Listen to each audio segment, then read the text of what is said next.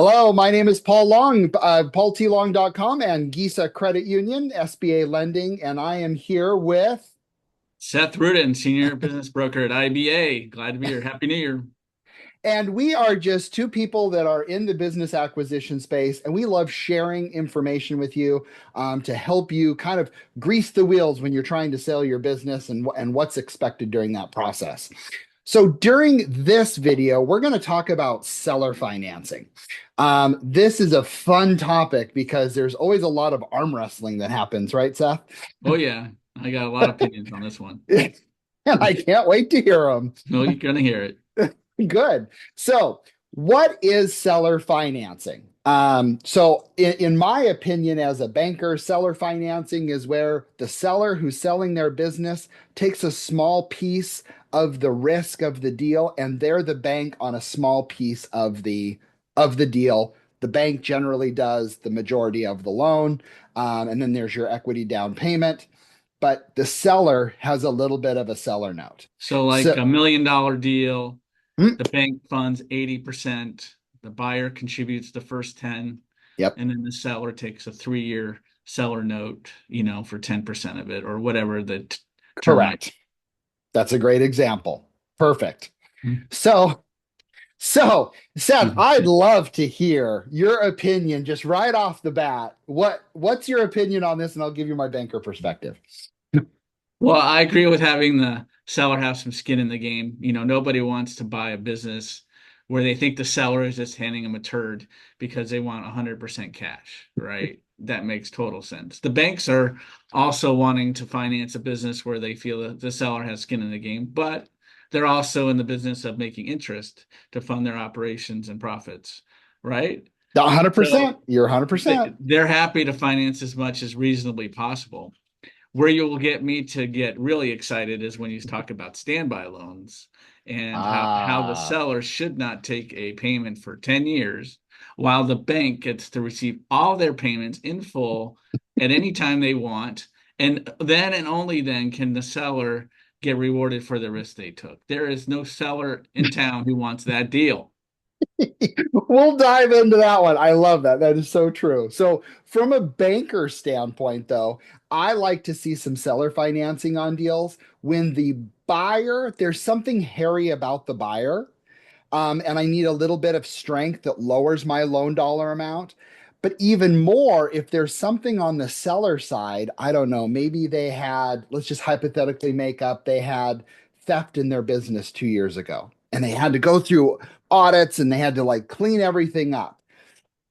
It'd be kind of nice to have the seller do a small little percentage on that. Or if there's something on the business side, just to kind of reduce the risk. So that's the main reasoning, for my opinion, for seller notes.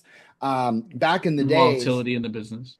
yeah, volatility in the business. And back in the days, seller notes were very common. And over time, as Seth absolutely appreciates, it slowly have gone away, but Mhm. it's still out there sometimes.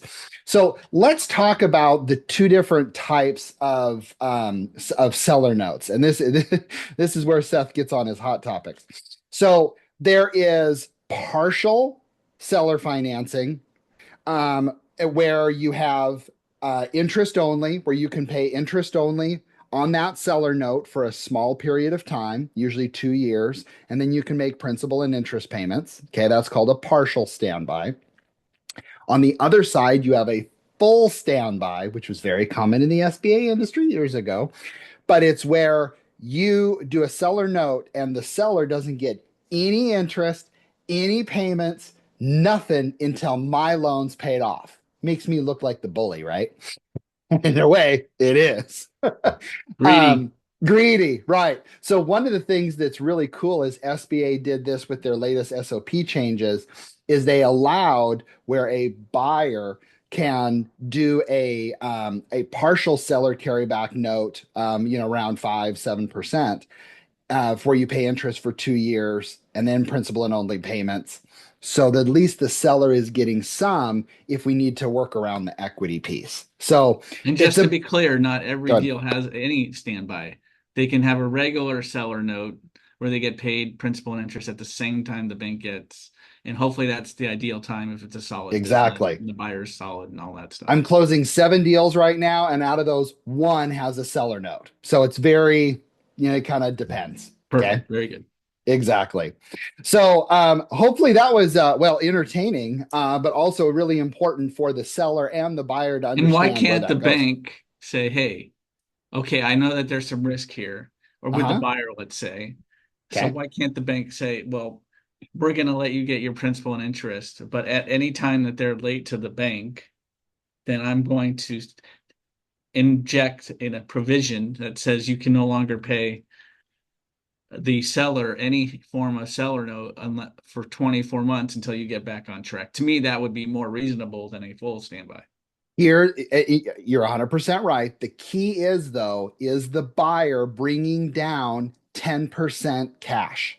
If they have to use seller financing as a part of that seller of that buyer cash, that's where things get hairy and you start doing the seller note and it starts getting weird. But you could do the partial. And this is why Um, buyers shouldn't come in thin when they buy a business.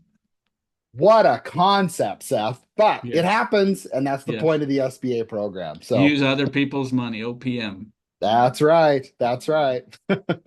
Well, thank you very much for watching. Again, my name is Paul Long, Gesa Credit Union, SBA Lending. Would love to help. And Seth, again, remind the viewers who you are and what you do and how you can help them. Sure.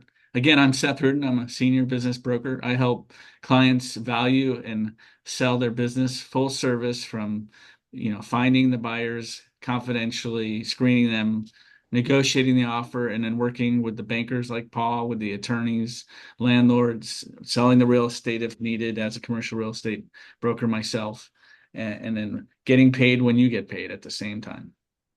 Seth does a damn good job too. So thank you very much. We'll see you on the next video. Thank you.